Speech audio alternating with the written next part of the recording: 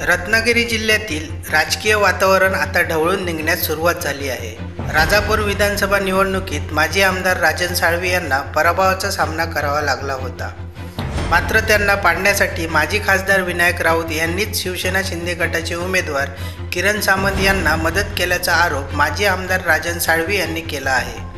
किरण सामंत, उदय सामंत यांच्याबरोबर माजी खासदार विनायक राऊत यांचे जवळचे संबंध आहेत। त्यामुळे त्यांनीच राजन साळवी यांना विधानसभेत पाडण्यासाठी मदत केल्याने राजन साळवी यांना पराभवाचा सामना करावा लागला असा आरोप साळवी यांनी केला आहे। मात्र लोकसभेत विनायक राऊत यांना पाडण्यासाठी माजी आमदार राजन साळवी यांनीच विद्यमान खासदार नारायण राणे यांना मदत केल्याने त्याचा वचपा काढण्यासाठी राजन साळवी यांना विधानसभेच्या निवडणुकीत पाडण्यात आल्याचे आता समोर आले आहे। रत्नागिरी जिल्ह्यातील या पाडापाडीच्या राजकारणाचा मोठा फटका शिवसेना ठाकरे गटाला सहन करावा लागत आहे।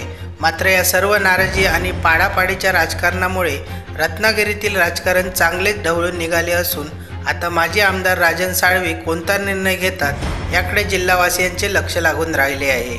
नाराजी नाट्यानंतर मातोश्रीवर उद्धव ठाकरे यांना भेटण्यासाठी गेलेल्या राजन साळवी यांच्यावर ठाकरे यांनी आगपाखड करून पान उतारा केल्याने आता माजी आमदार राजन साळवी शिवसेना सोडणार हे आता निश्चित मानले जात आहे।